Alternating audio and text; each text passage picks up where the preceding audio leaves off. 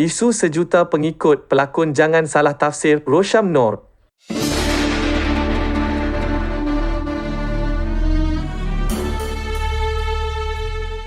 Penerbit dan aktor berpengalaman, Datuk Rosyam Nor menegaskan peluang setiap artis membintangi drama atau filem tempatan tetap terbuka luas memandangkan syarat sejuta pengikut hanya digunapakai saluran penstriman atau penyiar over-the-top OTT. Isu sejuta pengikut sebagai syarat pemilihan pelakon telah menimbulkan banyak salah tafsir sehingga menyalahkan stesen televisyen, sedangkan Rosyam menerusi syarikat produksi miliknya, Suhan Movies dan Trading tidak pernah menerima arahan sedemikian selain bebas memilih hero dan heroin bersandarkan bakat.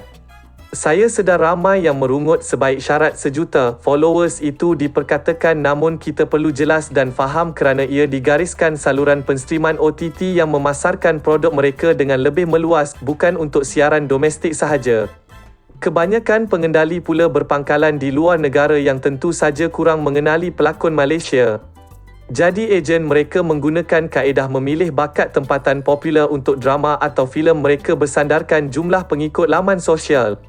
Dari pemahaman pihak tersebut, andai pelakon itu popular, pasti paling sedikit pun pengikut aktris atau aktor berkenaan seramai sejuta. Itu syarat pihak tersebut, bukannya stesen televisyen kita. Cuma bila sudah salah tafsir, ramai menyalahkan pula pihak stesen tanpa usul periksa. Hakikatnya, saya sendiri masih bebas pilih hero dan heroin berbakat tanpa bersandarkan pengikut Instagram.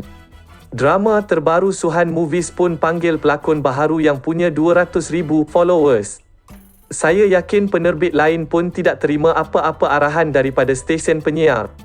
Sebagai penggiat industri seni, kita pun jangan cepat melatah tanpa usul periksa. Kalau tengok sekarang kerja penggambaran pun sudah rancak, ramai saja muka baru atau pelakon lama yang masuk set. Seelok-eloknya jangan buat kenyataan kalau kita sendiri tak kaji, katanya.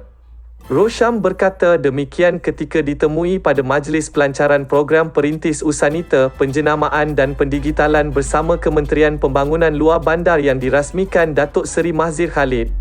OTT adalah penyedia perkhidmatan platform penstriman seperti Netflix, Iki International, Hulu Japan, Viu dan Disney Plus Hotstar. Terdahulu, pelakon Emerald Afendi dan Zahiril Azim secara berseluruh mahu berkongsi membeli pengikut demi menurut kemahuan stesen televisyen. Namron pula pernah memuat naik foto ala-ala separuh bogel sebagai respons sinikal berhubung isu berkenaan. Emerald dan Namron antara dua pelakon terkenal tanah air yang terkesan dengan isu sejuta pengikut. Bercakap tentang kolaborasi dengan Usanita, bintang KL Gangster itu memulakan projek perintis dalam membantu usahawan kecil dan sederhana dengan menjadi duta produk mereka secara percuma di bawah program Perintis Usanita. Mereka akan memilih 50 usahawan daripada 500 calon yang menepati syarat untuk menggunakan gambar aktor tersebut bagi tujuan promosi menerusi konsep penjenamaan dan pendigitalan. Katanya, matlamat yang digerakkan bagi membantu golongan pengusaha juga adalah sebahagian daripada tanggungjawab sosialnya menyumbangkan sesuatu kepada masyarakat. Saya juga memulakan perniagaan dari bawah, jadi saya memahami cabaran yang perlu ditempuhi dalam memastikan produk atau perkhidmatan sentiasa berkembang. Apabila Usanita turut mempunyai visi sama, kami laksanakan kaedah yang diharap dapat melonjakkan lagi promosi mereka dengan kita mulakan dulu konsep saya sebagai duta untuk produk 50 pengusaha terpilih. Secara tidak langsung, program yang turut meraih sokongan Kementerian Pembangunan Luar Bandar ini juga membantu usahawan memperkasakan semula pasaran terutama di dalam talian. Dalam situasi semasa yang disebabkan pandemik global ini, saya secara peribadi mahu membantu peniaga lain untuk bangkit sekaligus sebagai tanda terima kasih di atas sokongan ramai sejak dulu, katanya lagi. Menerusi program tersebut, setiap usahawan terpilih berpeluang menggunakannya sebagai duta selain meletakkan gambar aktor disegani ramai di pek barangan mereka.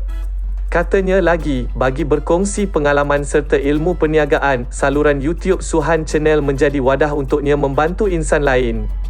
Terkini, biar sibuk menguruskan perniagaan, Rosyam tetap aktif berlakon malah pada usia menginjak 54 tahun, aksinya turut meraih perhatian penerbitan luar negara. Pelakon Kabali itu berkongsi layar dengan Louis Koo dalam filem Fransai popular G-Storm yang bakal ditayangkan di pawagam bermula 31 Disember 2021. Sebelum itu, jutaan terima kasih saya ucapkan kerana sudi subscribe channel saya. Syukran jazilan.